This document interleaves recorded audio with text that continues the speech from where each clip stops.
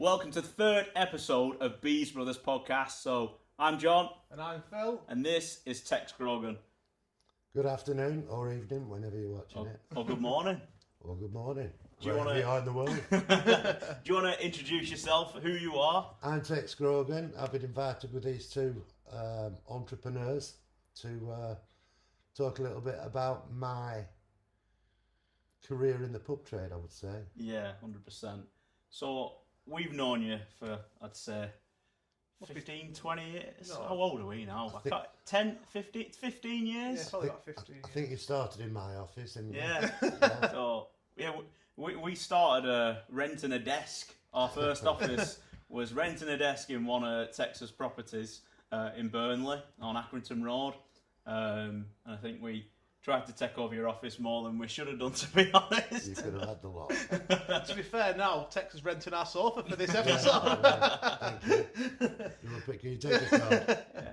So we've got a long working history together from, obviously, we've previously rented pubs off Tex. Obviously, Tex used to do, or still does, beer wholesaling. We used to buy beer off him. So we've had a working relationship for, it must be 10, 12 years. Yeah, it must be about that long. Must be. At least. At least. A long time anyway. Over a decade, we'll say. Yeah. But I want to know more about you and how did it all start, you getting into the industry? Well, basically, I was in a parachute regiment for quite a while.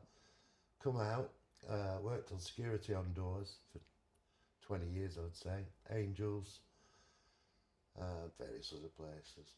Back before Badgers. Back before Badgers, yeah.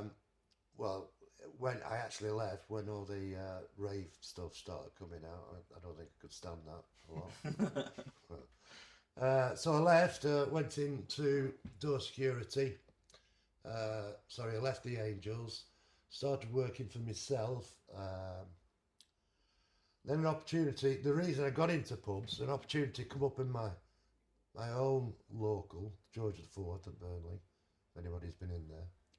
It was run terrible, and I suggested I asked somebody in there who actually run it, who owned it. They told me the name. I told them it was run terrible. He said, "Can you do better?"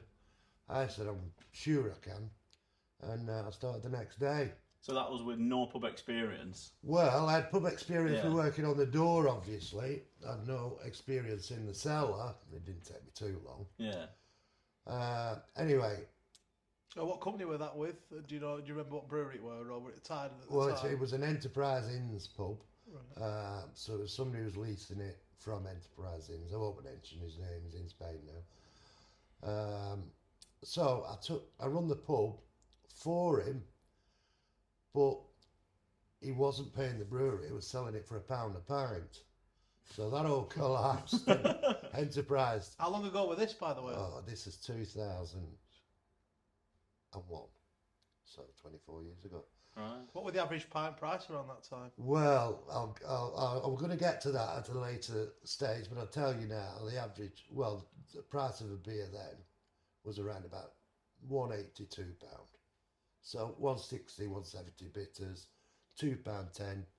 So £1 were right. exceptionally cheap at that time. Oh, he was giving it away because we were getting it for free. He wasn't paying for it. So we weren't paying So the that's brewery why, for the no, beer. he wasn't paying for it. So he was giving it everybody for £1. I took over and had to double the price.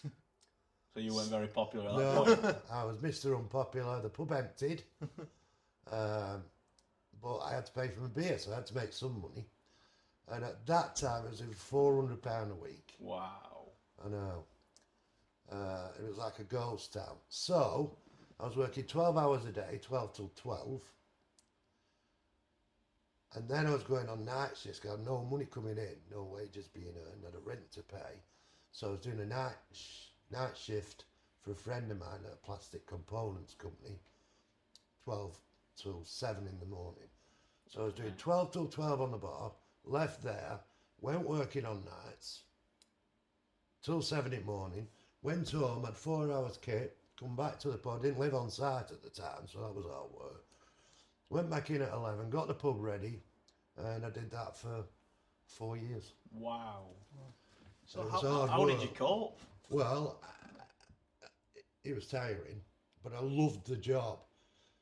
And I turned the George around from 400 a week to £8,000 a week. That was then. Which is, I'd say probably now it's like 12 grand, 13 grand a week, probably. At least Yeah. 15,000 Yeah. because what is it now?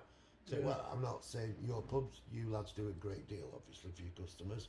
But in a standard pub, a pint of Colin is £4, Yeah. £3.90, pint of bitter, Yeah, three Three quid, quid, yeah. £2.10.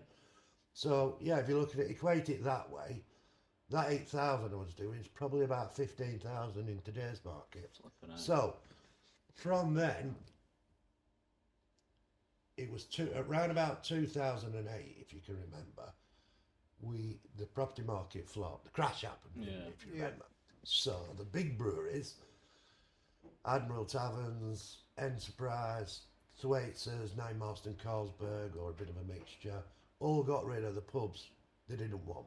A lot of them were over leveraged at the time as well, weren't They flooded the market. So to get a free trade outlet then, when I say 2006, pre the crash, you were paying a fortune for a free trade outlet. But because the big boys had flooded the market with, say, 5,000 pubs, they were available.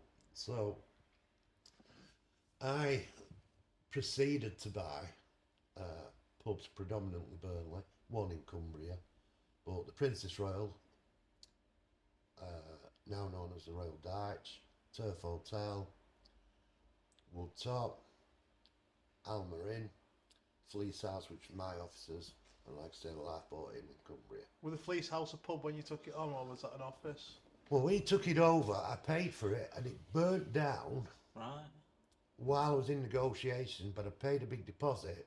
You couldn't walk away. And I couldn't walk away, but I hadn't had it insured then because it wasn't even my building. What? It hadn't gone through. So I either turned it into a pub or I needed offices anyway. I thought, well, I'm going to have three pubs within, 200 yards of each other? Yeah. Let's just spread the market to the two pubs. I'll have my offices. So you bought all them pubs at the same time? Well, not at the same time. We're talking within 13 months. Flipping heck. So While I was doing it at the George, I was able to collate enough money, and then from the turf and the printing, I spent on the Turf Hotel. I spent £210,000 renovating the turf. Yeah, well, you took. And then you lads ripped it out and probably spent the same again. So Yeah, because you had the marble bar and I had a everything. £15,000 marble bar. Yeah. That was straight from Greece. That marble bar and marble backing. Yeah.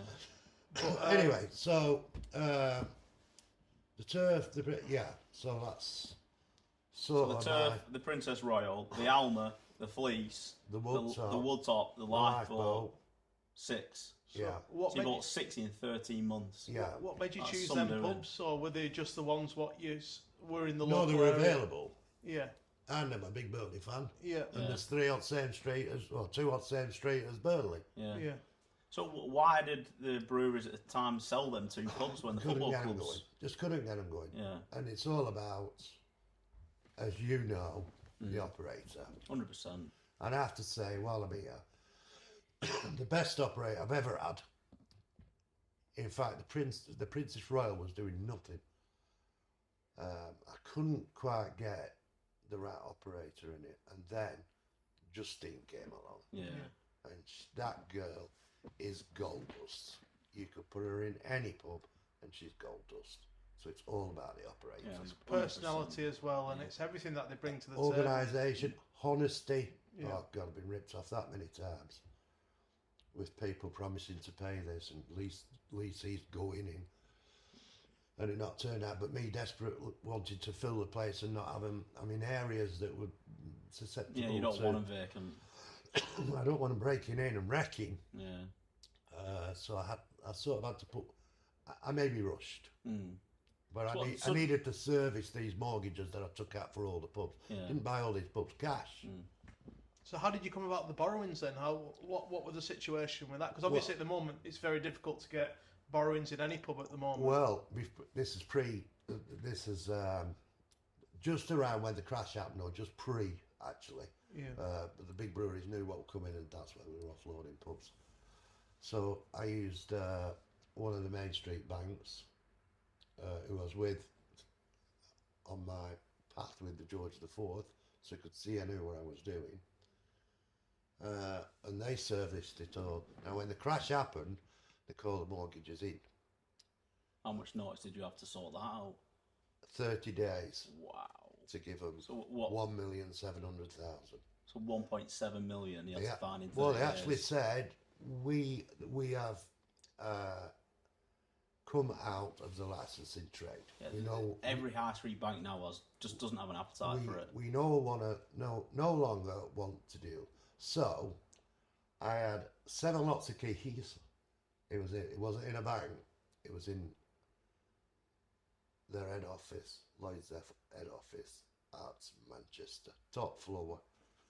Right. And I walked in, and there's 3 people on the desk. It was an office pretty similar to this, overlooking old Manchester. And so they wanted, I think 1.6 or 1,680,000, something. And I took 7 sets of keys out of my pocket, Right. and put them on the desk. And Have said, them. they're yours. Whoa, Mr. Grogan. Whoa, no, don't be too hasty. Don't be too hasty. Let's discuss it. But I also had one fella who ran a Teams thing on the computer at the back from London. Yeah. I don't know who that was, but anyway. So I eventually did a deal with them for 900,000. So you bought the pubs back off them So for 900. I owed them I owed them 900,000. Right. So they writ off some They of writ the- off probably 700,000. Because it wasn't my fault. They wanted to pull They out. wanted to get out. My pubs didn't suddenly empty and stop Yeah. trading. Yeah. They just didn't want anything to do with the licensing trade. Yeah. That was that. it So left me how in a bit how of a how mess. did you find the money to bridge that gap between Barclays and then the next stage of your finance? Lancashire mortgages. Yeah. Which I stepped presume at in. that range, the interest Higher rates rate. then. Yeah, it was an higher rate. So I was paying as much for the 900,000 as well for the 1.7. Yeah. Yeah. Because the interest rate, in fairness to the Main Street Bank, was pretty good. Mm. I mean, they didn't even say it's a risky business, the business that you're in, that we're involved with you in. We'll have to up your interest rate. You would have just took it, wouldn't you? Well, I would, yeah. Mm. But I ended up paying something like 15, 16, 17% at Lancashire Mortgage. Flipping out. So Yeah. it was even higher than the... Plus arrangement fees, moving the debt and everything. It Yeah. was... Anyway, so I can that's, imagine some sleepless nights at that stage of the pub, and that were early stages, was it? No, I was still bear in mind, I was still at this stage, I was still running the George IV. I run the Yeah. George IV, the longest, I think it was built in 1860. The church was built. There's pictures of the George with the church across the road from it being built at the back of it. It's that old. Yeah. And I've been in it longer than anybody since the date it was built in 1860. So I did quite well. Yeah. 20 years. A cracking pub. I loved it. So did you manage to refinance everything in that 30 days, or did it extend and the bank give you a bit longer, or did they penalise you, or did you actually No. manage? It took me a while to get it refinanced. Yeah. I'm say 'cause like 30 days. It's is hard crazy. work. It was hard work. What happened with the banks, and did they give you a bit of grace to move the debt, or did they? Well, they had no choice. Had Yeah. they? So they either Yeah. took the keys Yeah. or give me time to refinance. Don't forget, I was still paying their rate back Yeah. from my borrowings. Yeah. I didn't just run away. Yeah. It was the bank that actually run away. Yeah. So you briefly mentioned Justine at the Royal Dyche, which was the Brunny Royal. Yeah. Was that a rush decision operating? It just turned out to be magic, or No. So what's the story on that? It was actually a friend of mine, her dad, Right, Paul Pallett. Paul Pallett. Yeah. He was a character. He knew a lot of characters around there. I tended to go with characters as opposed to organised people, and I think I may have shot myself in the foot that way. But anyway, I tended to go to locals to that particular pub to try and get the locals back. Don't forget, I'm not in town centre. Yeah, I need, well, it's community. forgetting the turf and the pretty well, that was purely football traffic based. That's the only reason I got them. But I would normally get community pubs, so I would go for locals. Anyway, so I put Justine in, and not Justine, sorry, Paul Pallet, and he said, "My daughter's going to run it," and What? So he didn't say this at all throughout? no, not throughout. Right, so that no. was a shock. Well, I just thought he was going to move in, and Yeah. then he'll sort it out from there. It was just another weight off my problem because I was trying to sort other pubs out as well. I'm not as organised as you two fellas, and my brain's probably not as sharp lately. Anyway, so Justine, this young girl, was going to run it. I thought, oh, that's probably a mistake under there, and she's never looked back. And No. to be fair, if you don't know Justine is probably now one of the most famous landladies in the Britain. country Yeah. at the moment. And now in America. And runs obviously the Royal Dyche, which is next to the football ground, which is probably one of the most famous pubs now Yeah, it is. in the Yeah, UK. which is so. obviously next door to our pub, the Turf. Yeah, it was. So it's always a battle. It was pub of the year, landlady of the year. That girl is gold dust. Now, just a little story on Justine. I don't want to make this all about the Royal Dyche. You probably get a little bit embarrassed, Justine. But after maybe 5 years, 6 years, she said, "I want to buy the pub," and it was my best pub, obviously. And I said, well, she said, "Oh, she give me an option. I either buy it." I mean, I love her to bits. I think she loves me to bits. So it was nothing to do with personalities. You either buy it, I either buy it from you, or I'll just go elsewhere and buy a free trade pub because I want a free trade pub. Because all the pubs was tied to me. Anyway, so I had no option. So I give her a figure. I won't say what it is. It's between sort of me and Justine. I give her a figure, what I wanted for it, and then I knocked 40,000 off it because she'd done such a good job. So Yeah, it's a good to will. be fair, to be fair to her. Actually thinking, there's no way she's going to come up. I think she's 24 then. Yeah, There's no way she's going to come up with the money. with that money for a pub. Nowadays, it's so hard. It is, it's to so start. hard. Well, we is found so it hard. difficult in our industry. Yeah.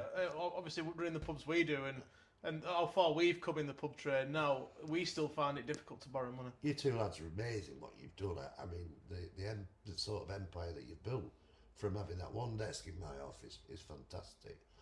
We'll come back to that in a minute, but just back to the Justine thing. So you offered her a figure, you're not I 40 offered grand her off a it. I got 40 grand off it. 1 week later, the money's in my bank. She owns the pub. I was sick. I'm not surprised. I was gutted. So is that whilst it was the Prinny Royal? That's or- why it was the Pretty Royal. And then obviously the rebranding came later on. Well, it came during the Europa League campaign under Sean Dyche, didn't it? Justine being a massive Clarets fan, as we all are. Justine being a massive Clarets fan can get where other stuff can't get. And before you know it, she's pally with Sean Dyche. I think Sean Dyche popped his head in maybe once. And she renamed it the Royal Dyche, and got his beautiful photo outside the pub, looking like Henry VIII. And that's the story of the Royal Dyche. Yeah, no, it's unbelievable Yeah, it the is. job She she's done, isn't it? is amazing, and that's enough, Justine.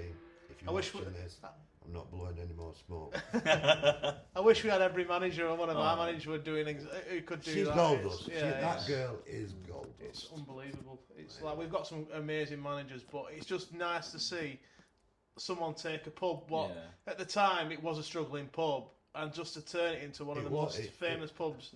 It was a struggling pub. Yeah. Well, I remember you always fighting the business rates because the business rates were in there extreme at one point, weren't they? They're So all you- bloody extreme. Yeah. So you struggle getting tenants because Well- of the rates. Well, this is the problem. This is the reason why maybe in the past I've made some wrong choices on the operators or the leasees, because I didn't want managers. I want people to take the lease on. Yeah. Then obviously their responsibility is the gas, the electric. And I can't keep my eye on it. I put somebody in one pub, they never open the bloody door. No. As soon as the flats. And I wanted to take the lease on, So their business rates is their problem. It's their business. Sky Sports, that's the problem with Sky Sports. Always go off your business rates, like you say. The business rates were horrendous in there. So this is back to the Dyche again. So Sky Sports is obviously very expensive. They don't even come out to have a look. You've just got guys on the list at business rates. That's why I always needed somebody in all these pubs. Again, bearing in mind, I'm running a fairly busy pub myself. Well, throughout all this. So I'm so busy. I ain't got an office I can sit in. Oh, and I had a wholesale company as well. So we're sorting that out. So from running the George, to then buying all these pubs, at what point did you find time to start the wholesaling business? Straight away. So was the business plan buy the pubs, be a wholesaler? Yeah. So you didn't get them pubs to think, I'm going to get someone to run these pubs for me. It was, I'm going to run these pubs as a wholesaler. I'm going to run these pubs to create accounts so that, back to Enterprise they were making a fortune off me. Oh yeah, I can imagine. Per keg. I think even then, when kegs were, I think it was £70. Let's take Carling, £72 for an 11 of Carling. It's not now. Off Enterprise? No. Direct from the brewery. Right. Enterprise, put 50 quid on it. Put 50 quid on every keg. And at the end of it, I was doing 22s, but let's round it to two 11s. Maybe 36 11s a week. Yeah. Something like that. 36 times 50. Bear in mind, you probably weren't even doing a keg when you started. £400 a 400 week. quid, it's probably doing 1.5. But 36 quid, they didn't even have to take rent off me. My rent was £1,800 a month then. So you can see why I had to work nights. Yeah. So 36 times 50 quid that they threw on it, that's a lot of money. Yeah, it is. You're making what, 1,800 quid off me? Yeah. Just by every week. Every week, just by opening solid drop and dropping it in. So wow. I thought to myself, well, I sort of want some of that, if you will, but I think I put 15 quid on an 11 to my pulse. But I got it at the right price because I was doing the barrelage. Yeah. So it's not as if I were a one-off account. I was working the breweries to get it as low as I possibly could. So then... That was the... So did you start the wholesale business as the pubs were bought, or did that start before? No, as the pubs were bought. And then at what stage did you think, I'm going to expand this business and get more custom? Well, I had partners then, sleeping partners, that I said, look, there's a lot of work going to go into this wholesaling side. And I think you've seen how busy we were. Mental. It was backed out. The warehouse used to be packed. Yeah. So I said, you're not being a part. I've set it up. You know, you can be a part at rents. I ended up paying all my partners out because they were sleeping partners for, a 6-figure sum each. I won't say. Yeah. Again, it's not fair for them, but I had 3 partners and I give them all a 6-figure sum to buy them out. Yeah. So how many accounts did the wholesale business grow to at one stage? 33, 34. Right. So a big operation then. Yeah. Well, anybody that's free trade, they couldn't get the beer as... Well, obviously a one-off account couldn't get... It was all about volume, so they couldn't get the price of the beer. I didn't even know really that much about retro. I think you lads filled me in with that. A few years down the line. But anyway, obviously I was doing a lot of barrels, a few thousand barrels a year across the account, so my costs come down. So let's just take, I can't name a name, let's just say a working men's club couldn't get an 11 of Carling for what I could actually give it, and for, even though I'm making 15 quid on it. It was 12 to 15 pounds on it. Yeah, no, it's So I remember when we used to buy off you, like Budweiser the price used to sell Budweiser to us was like £3 cheaper than Booker's. Yeah. It was just like And Booker's are cheap. And I've Booker's, got to you know, say, Booker's are. Booker's were for us obviously when we only had a couple of pubs or even one pub. It was just like, how can this bloke supply us cheaper than this massive multinational? Well, now you know why, because you've got 3 times the pubs that I had. Mm. So you know better than me now how it works. I should come to you for advice now. But anyway, that's another story. In fact, I do. I'll tell you that. That's another chat. So, if you could turn back time, is there anything you'd do differently with what you've done with the pubs or the wholesaling business? Yeah, I think I'd be more. I'd to run the same operation. I'd need deeper pockets than what I actually started with. I think which was essentially no. I think you were very unlucky with the timings as well in life. Yeah. You know, when around the financial crash and. I reckon on the crash, I lost something like 700,000 or 800,000 off the value of the pubs. Yeah. So you were very unlucky, I think, in the timings. I just hit it at the wrong time. I bought my house fell in the same category actually. Yeah. Bought that in 2006. So, yeah, 2008 was a bad year. Yeah. And the worst year was the COVID episode. Yeah. Oh yeah. It's been very difficult, hasn't it, in general? Well, because Boris actually said, we'll only have a month of this, 2 months most maximum. I'll let all my pubs off with rent, but still have to service my lawn. So that costs a lot of money because, as you know, it went on for 13 months, I would say. Yeah, obviously, if it weren't some grants coming in, I don't well, know what the problem is with grants, I'd give up. Different for you, lads, you had managers in. Yeah. But all my grants went to them. I had one pub, no names mentioned, although I want to. I think I know which one you're going to say, but yeah. I think I want to. But anyway, I had one pub, they didn't know anything about the grants. And I said, look, you've 10 grand in a grant waiting for you. You just had to, what, 10 grand for me? And I said, yeah, just see you through this COVID crisis. Oh, I wouldn't. I said, I'll do it for you. So I did it for her, all in her name. And she got the 10 grand, and the day she got the 10 grand, she walked in my office and gave me the keys back for the pub. So said I've never had 10 grand before, and that's it, disappeared. Done, run into the sunset. Had an empty pub. Oh, God. Anyway, the trials and tribulations. So, going back to the pubs, obviously we know the Alma. Yeah. What was the reason from turning that pub from a pub into accommodation? What was the reason? The Woodtop was doing too well. So the pub a couple of doors down were doing too well, and you wanted that to have all the trade. I think they went through a stage, didn't it? You went through. They were moving between one and the other. Well, in the good old days, when people used to go out, there's quite a few pubs around there, and Aki Road was it was a strip. Yeah. As you've got Benidorm Strip, I had the Accrington Road Strip. Road Strip. So the Alma Woodtop fleece was it was a good little run.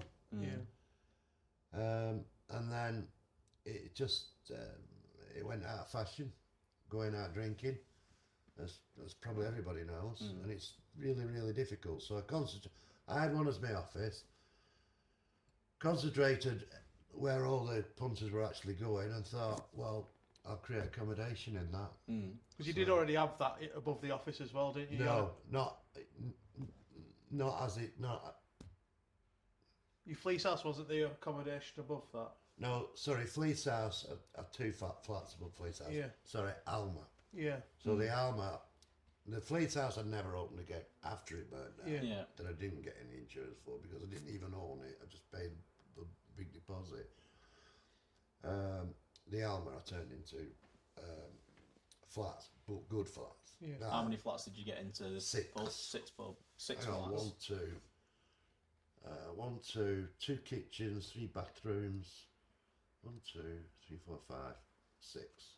Right. So how much did it cost at the time around about to convert 70,000. 70,000, which is not. That's good, really. Good, Six flats. Yeah, all obviously fired. Everything's fired. Yeah. Fire on smoke alarms and all. And had some good tenants in and all. Yeah. Yeah. On reflection, if I'd have done that with all my pubs, Yeah. then all right now. Anyway. So did you get flats downstairs as well? Yeah. Oh wow. 2 big ones. Yeah. Well, big kitchen, 2 big flats. So it was HMO then? Yeah, it was Yeah, an HMO. Communal dining room, communal living room, Yeah. if they wanted it. But the rooms were so big in there, they were no need to use it. Wow. So people went in there to chill out, maybe Yeah. put a feet up, watch telly. But they could have done all that in their own room. They had everything in the rooms. Mm. And I made sure they were fully fitted. So you could walk in off the streets with nothing, because I've been in that situation myself. And I wanted it to look like what I'd expect when I walked in. Yeah. And I was homeless once, and they put me in some accommodation, a Prairie guest house. I won't name the name. Sorry to the owners. They went, "This is your room," and I walked in, and it was 10 foot by 10 foot with 3 beds in it. This is everybody's room. And there's 2 already there. I went, no. I said, think about it. Never went by. Never went by. I lived in a box in a warehouse. Bloody hell. Yeah, 2 years. Wow. Yeah, that's another story. That is another story. So, what's one piece of advice that you'd give operators coming into the industry now? Operators or leases or what? Someone running a pub, so obviously they're running it on their own tenancy for a brewery, they took on a free trade pub themselves. They bought a pub. They've bought a pub. Just some advice, what you think everyone needs to know when you get into this industry. Well, it's different advice for different people. If they're going off their own bat, or if they're going through, are they going in as managers, or are they going to take a pub on? They're responsible for everything, the bills, the rates, everything. Well, obviously, An operator it's owner. not just one thing. I was a stickler for drugs. Yeah. It's a huge, huge problem It's everywhere, isn't it? in every local. I don't care. I'm not going to name names, but let's say the posher places on the outskirts, but everybody's got that problem in their pubs. Some a lot more than others. Is it problem? Not really. I just can't stand drugs. Yeah, we're the same. I hate it. And the problem I've got is I've got friends who actually take the flipping things. Mm. And it's difficult. I used to catch them in the Georgia Forth, and I had elder people going in, and it was a great pub. I got it to, and they go in the toilets. 2 lads in there giggling away. I know what they're doing. There's old people want to go to the loo, can't get in. So I used to go out. I used to stand outside the loo, outside the door. And one of them was my cousin at one stage. I didn't know it was him. Just heard giggling. Yeah.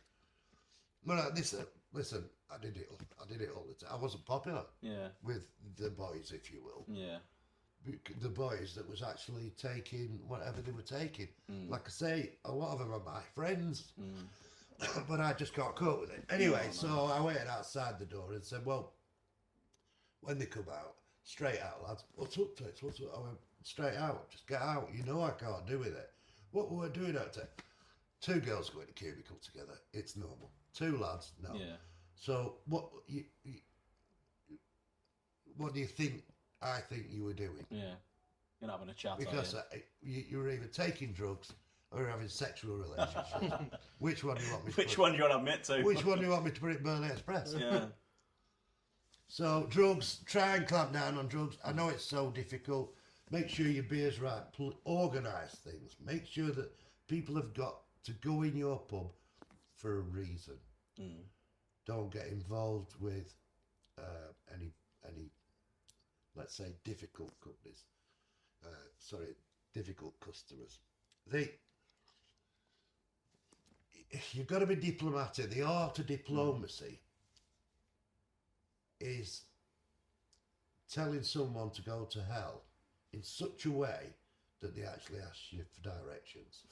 So be nice but firm with your customers. Be organised. It's all about organisation, really, with a pub. You can't force people through your door, but if you keep it clean, keep your prices right. It's difficult if you're buying from one of the big pub companies. They floor you with prices. So stick to the rules, be organised, be firm, as firm as you can, but fair, or use diplomacy as I mentioned 2 minutes ago. Yeah. I do think though that sometimes being like harsher with customers. No, I don't say maybe harsh is too strong a word, but being firm with customers, it gets that bit more respect as well from customers. I think if you're a pushover as a landlord, do you want to get involved in a fracas? That's the thing. Yeah. I've been involved in many, let's say, scuffle. Well, scuffle, and I go in. You're not dealing with one lad or two. Yeah. You're going in a company of 10, and or 12. And I'd no doorman when I just had to do it myself. I've been a doorman, but I'm old. I don't want to get involved. No, you don't. Hopefully, you're young out there. You don't Still don't want to get involved. No, well, you don't, because but it will find you because you're selling a mind-altering drug, aren't you? Yeah, you are. In alcohol. Yeah. And you could have the loveliest person in the world, or a person that's not so nice. Turn to an absolute Fruit Loop. Well, flip. Well, using the other stuff that we mentioned earlier on, that can turn a very nice person into a nightmare. And they don't even know what they're doing. So how are you supposed to know what they're doing? It's not getting off that. It's a great pub to get to be, a great career to gain, to meet people and learn lessons of life. And if you stick to those basic rules that we've mentioned, you'll do all right. You'll be fine. So if you were giving advice to someone starting out, starting brand new path and career now, would you advise them to save up and do free trade, or you obviously don't need as much money to take on a brewery pub? Would you say have a go at a brewery pub and have a little bit less risk as well involved in brewery Would pubs? you take a brewery pub, have that support network of a BDM round you, and maybe lose a few grand, or would you say save up and have a do at free trade? What would you think is the best for someone? Well, if you're just going in the trade, I'd say go in as a manager first, if you can. No, if you've got that experience, you're ready for your first business, would you recommend going with the big boys and be brewery and tied and paying that 50, 60, 70 pound more a barrel, or do you go balls deep and go, my free trade outlet, you're on your own? It's whether you need that support network as well around you, which sometimes they do. Well, if you're experienced, you'll need the support network if you're not experienced. But if you're saying you're experienced, what do you take on, a free trade outlet or go with the big boys? Well, how big are boys? I mean, you're looking at Enterprise Inns with 2,000 pubs, Admiral Taverns with probably the same, Carlsberg Marstons and Twaiters and the rest of them with a good few thousand pubs. I think they screw you to the ground with your prices. I don't think you can make enough money with them. No. Go with smaller pub groups, like yourself, maybe Devonshire Pub Company, that's still knocking about. You know, the smaller ones, I think they'll treat you more. They'll treat you more fair. But I think those people only put managers in. I'm not sure. The ones that I've mentioned. Taking a lease on is a big step. Yeah, if you are taking a lease on, don't do what I did and do a 21-year lease immediately and get nothing done in the pub, by the way. I'd spend a lot of money. They wouldn't do anything. You must have paid some stamp duty then as well. Well, they did nothing. Wow. So 21-year lease, that was a mistake. Yeah. So if you you first do ever it, pub. take a 12-month tenancy will agreement. Yeah. And maybe 3 years if you like it. And then you might want to move on after that. See, that's a good idea. If you want to take your own business on, why not go to the big brewers and go, have you any TAWs? Yeah, tenancy. It's one of the things we did to build cash flows. Exactly what we did. Like Brickies in Burnley, we had on a TAW. You know, I didn't mind that place. I love the Brickies. Why? I mean, the accommodation above it, Yeah, surely it was on huge. its You own. were like 3 floors above. Well, why are you keeping on? Did you just? So it was tenancy will for sale. Yeah, so the pub were for Punch, sale. Punch sold it. Yeah, I think if we would have been in the situation like So I now, had the turf and Brinny then, yeah. didn't I? You were operating them, and we were up against you with the Brickies. But we were paying £50 a week rent for it, free of tie. Oh, God. Free of tie at £50 Yeah, a if you week. can get that deal, that's Yeah. the deal you want. So when we took TAWs on with Punch Taverns, we paid £50 a week, and somehow I don't know how we negotiated this, but we're free of tie on everything. So at the time, I think at one stage we had 6 pubs with Punch Taverns. Brilliant. All Same deal. Same deal. They literally used to ring me and go, Crack, yeah. "Do you want Madison's in Rottenstall?" I'm like, £50 a week, free of tie. Yeah, go on then. So I So think you had a good relationship. Oh, it was Well, why Punch. can't, hang on. Why couldn't you still do that now? We come away from it because the thing is, to get the pub going, you need to do contracts. So we used to do Sky, and if you're only in Yeah, there for 9 yeah. months, you're paying 3 months to On that Sky week. to get out it. But and then you've got broadband connections you got to pay to get out of them. So I think it was a lot of pain to get out of these businesses. I think with the financial crash, what happened in 2008, I think you hit the snake's head and we got the snake's tail. Yeah. In terms of, we got the back end of where they were disposing of pubs and they were That's just it. wanted to keep them open, but you hit it head first, if that makes sense. So I did. I And we think- wouldn't be able to snap a load of pubs up then if we had Yeah. money. That's Yeah. that was the key as well. Yeah. The finance just went straight out of it in 2008. So if you had money coming into that period of being in the snake's tail as such, and you were getting into it, there's a guy out there, I can't remember his name, but he bought hundreds of pubs from breweries and things like that. What he bought them? Yeah, but when it all crashed and the prices dropped, you bought literally just packages of pubs and pubs and pubs. For next to to nothing for resell. Fina. No, he's operated them. Well, he rents them out. Yeah, Well done to him. Yeah, yeah, but going back to Punch, every pub we got off Punch, they sold. So we must have been like gold dust to them. Yeah. So literally, do You you want this gotta pub? go Do you want this out. pub in Bolton? Eagle and Child, I think it were. I think we had it 4 weeks. Right. Sold. Madison's, we had it like 6 months. So you sold. couldn't take any contracts out. So we were putting entertainment in there, and then some of them we had to put Sky because it needed it. But then we're stuck with the contracts after. Like we had a pub in Colne, Cracking the Wall in Colne. You used to supply it for us. Could you not move your contract to another outlet? Back then, they weren't so flexible, Sky. Where now they are a bit more flexible. Like it was very clinical. Like it's like that's your contract, you pay this, and you got your exit fee sent to you. But yeah, no, Punch for us back then were brilliant to deal with. I think it got us going. I think it were a cheap way for us to get into the market. Yeah. We got begged and begged and begged to take on tired pubs for them, but I think we not stuck. doing it. We stuck Yeah, you firm. did well. I mean, that's probably where I slipped up. Mountains of money went in initially. But it was the opposite way with you, wasn't it? Punch actually tried to buy Colliard off us last year. Right, why did you sell it? Well, I give them a price they didn't want to pay it. So Well, yeah, they must have. Did they not give you a counter offer? yeah, but we just didn't want it. Oh, Yeah, fair so yeah, I that was was, in. It's nice. it is a cracking pub. Turf. I took some in the turf for you. On Did Sunday, Sunday? Did you yeah. say that? Yeah, that was So- good. I've got some quick fire questions for you. Crack. Yeah, but they're straightforward. So, what is your favourite beer? Are they Parkinson friendly? What's your favourite beer? Carling.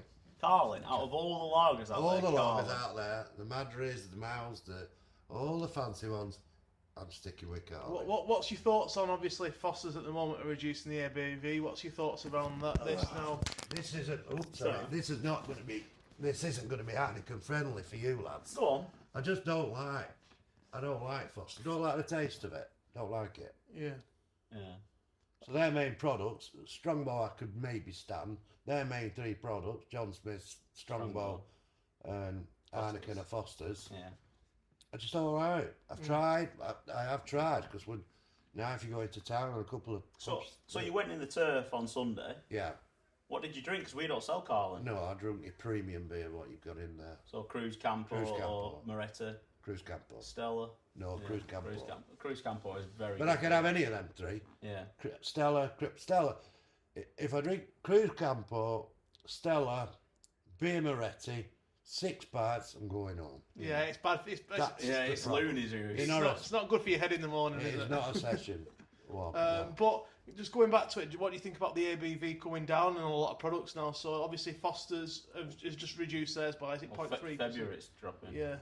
Well, what do you mean? What effect does that have on me? Yeah, no, as in, do you think it's a good thing for the trade in general that? Not particularly, no. No, that the actual volume now of alcoholic volume is reducing in Well, a they've lot only of done these. it because of the tax rate. Well, I worked it out on the current duty levels now. Obviously, we don't know what's going to happen in the budget this month. Well, they reckon they weren't going to move the tax on it for 3 years, didn't they? 2 years ago. We'll see, but I think I worked out that it'll save just over £67 a brewer's barrel. Which, how much of that saving are they going to pass on to us? No. Let's see. 6-7 quid for a 36 gallon is a 20 lot. 20 on 11. Yeah. 20 like, quid on they're 11. not going to drop us 20 quid. No, they've not. When's the... Give me the last time they've dropped. They did. Right. No, they have. When they lowered John Smith's. Oh, okay, one product. We got a reduction. And then when they took Cruz Campo back off LWC, they lowered the ABV from 5 to 4.6, I think. Do you think we noticed a nut price difference? We hear a lot of kicking and screaming from the breweries about the increase in the tax rate on the volumes of different beers that the government put on, and then they scream blue murder, the breweries, at the government. What you're doing to us, you're killing the trade. But it's the breweries actually that they've set the price in the first place. They brew the beer. Yeah, they do. And if they want to sell it at 50 quid, they can sell it at 50 quid. They don't sell it at 100 quid. And then more when they put a few pence on a pint on the tax. It's the brewers that want to make more money. It's the same as the gas, electric, the water and every bugger else. Oh, don't even mention utilities. Well, this is what I'm saying. Yeah. It's just, it's horrendous. And the brewery can kick and scream as much as they want and blame the government. But it's the price of the products, it's the initial price of the product. So that's the only thing that the government, they're not saying to, Matt said it to tobacco companies, make your cigarettes £10 for 20, or £20 for 20, whatever it is. But they haven't said that to the breweries. The breweries that set the prices. Then they put whatever tax they put on it. I ignore this kicking and screaming the breweries do, blaming the government. Well, let's see what happens. We've got 13 days till the budget. We'll see what happens. But back to my quickfire questions. Quickfire, that wasn't quick, that weren't a quickfire. Quickfire. Yeah. Do you prefer going in a sports pub or a music pub? Depends on the music. Okay. So a music, I'd say a sports pub watching Burnley or a music pub watching Elvis. Your favourite You can't do that, can you? All right, Burnley or Elvis? No, you can't do that. Oh, come on. No. I'd go. No, I'd do Turf till half time and then Elvis. I'd have to go in Elvis to watch the missus who'll have been in Elvis for the whole time it's been on. You're torn. So yeah, that's it. Now if you say rave or Burnley, well it's Burnley. Yeah. I'd say the same. But you're asking wrong age group, aren't you? Yeah. And if you say ABBA. Okay, ABBA or a sports pub. Burnley are on telly, they're away. So, no, see, you can't. You do it same thing again. Why not say would I go in a pub that played ABBA, all right, or a pub that played rave music? Okay. Because at my age, it's ABBA for me. Yeah. So Well, that's not a tough question. That's though, not a is it? tough Yeah, question. but All right, then isn't we'll it? make it easier. Well, I'll ask you the same question. Go on. Would you go in a pub that played ABBA or a pub that did rave? ABBA. And I'll pick ABBA as well because I'm not a fan of rave crap. All right then. If you said live music, as in like acoustic band, I'd probably choose that over ABBA. John would do his little dance around the dance Yeah, floor. acoustic band from the playing music from what era? From Early 2000s, from now. 80s to now, like. Well, I love 80s stuff. Yeah. But when you say to now, Bear in mind, this is quickfire. so I rearranged this question, right? That's two long fires we've had now. All right. The embers are burning. It's United Derby. United Derby. Man City, Man City United. Yeah. Manchester United Derby. Yeah. Or ABBA. ABBA. Right. So you prefer a music pub over a sports pub? No. Unless it's Burnley. I like sports pubs. I like your sports pubs. It's geared around football. I mean, I go in my own pub now watching football, but I am very tempted to go out Courtyard with the setup and the tellies and everything else. Yeah. So I do like sports pubs. Okay. But because watching the Burnley game next in door. Courtyard. Well, I live next door to mine. That's the point. I live next door to Courtyard. I mean, there. I still don't know what your answer is. Sports bar. Sports bar. There we go. What's my next question? Who's more likely to cause trouble, lads or ladies? Lads. Lads. There's more of them. Yeah. That's fine. Quick fire question. And if you can untangle girls' hairs, they're not a problem when they've got their hands in their hairs. Let's not kill it. We're mumbling in there one quick fire. This is probably not a quick fire question. Go on. What do you think, or what do you know, that operators today get wrong? In general, when you go into when you go in a pub, something what annoys you straight away, what's wrong? Staff sat at bar, on a stool, on the phone. There is always something to do in a pub. Let me give you a little tip for anybody out there. This is what I tell Tex top tip. This is Tex's top tip for today. And it's pitched on a Tuesday. This is a top tip for anybody that takes a pub on. If you're behind the bar, it doesn't matter if you're serving, and you see somebody leaving a table, don't take your eye off whoever you're talking to or come out of the conversation. You know that they've got. Finish your conversation or you're serving the customer, and you've got to think, I have to go over to that table and make that table look like my family's going to walk in that door any minute. I want to sit at that particular table. Straighten the chairs, wipe the table, set the beer mats if you've got them. That's that job done. There's so many people sit behind the bar, especially young ones, like that, on the phone, even selfies, all this. And there's loads of things to do in a pub. Yeah. Don't just sit behind the bar.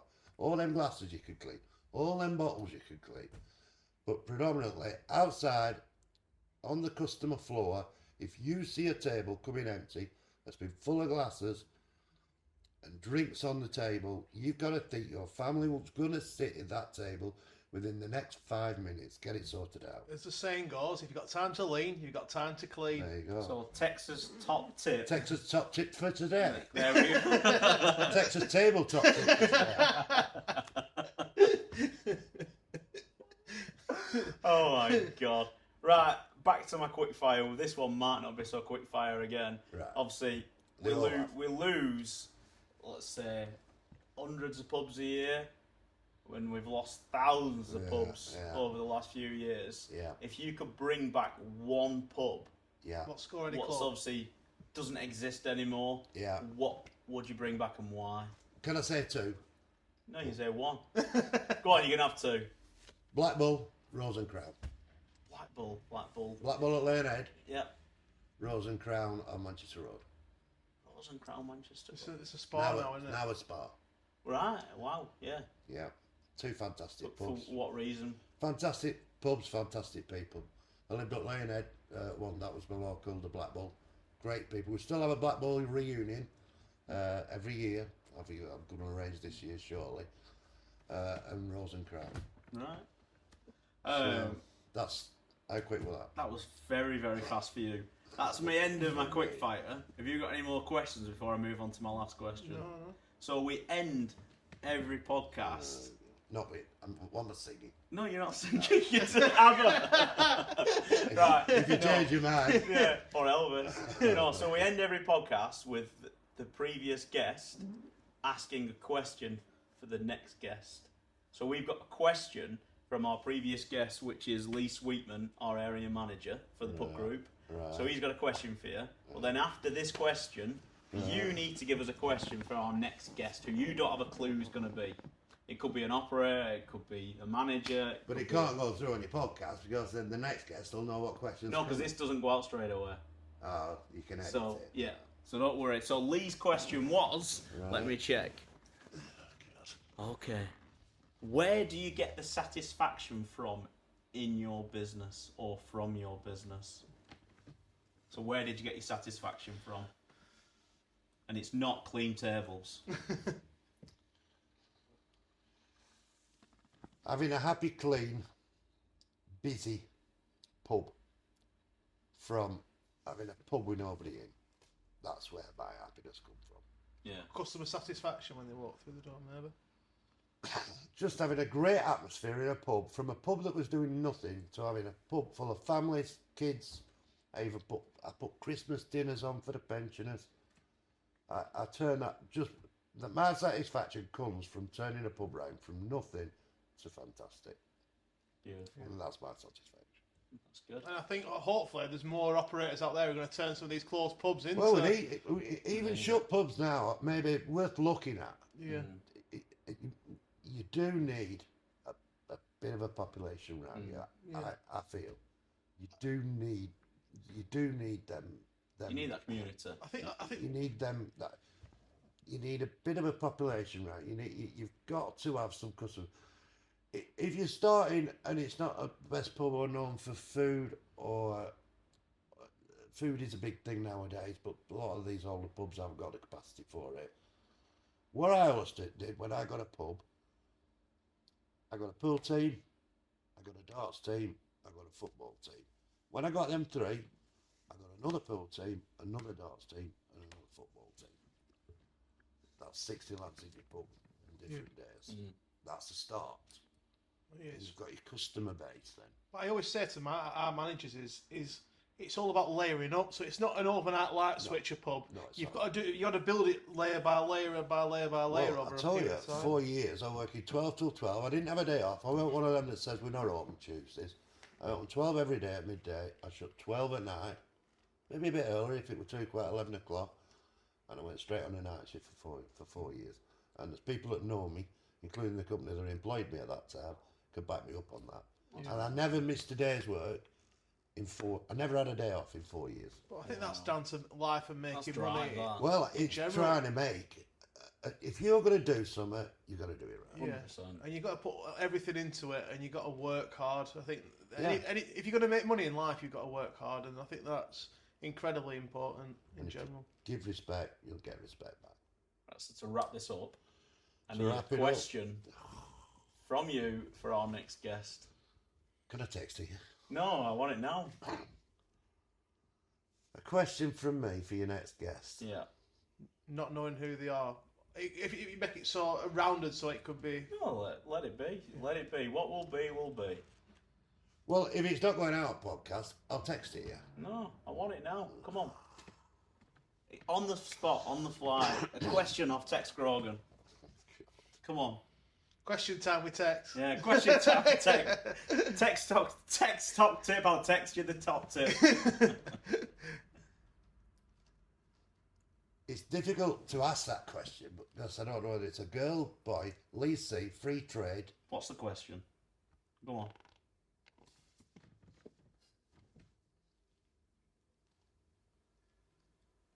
I can't give it you. You can't. I'll text it you. You text me the question. Yeah. Okay, fair enough. We'll show the text on the screen. Well, you can do. Yeah, you can do that if you want. Let me have a think about it. Okay, no worries. So Tex wants to have a think about the question for our next guest, but that's how it is. We've put him on the spot a bit too much, but it's been a pleasure, absolute pleasure. It's been a privilege. No, thanking you. Thank Cheers, you. Tex. Thank you. And all the best for the future. I know. Yeah, and you. It's the end of my career, the start of yours. Cheers. Thank All you. right.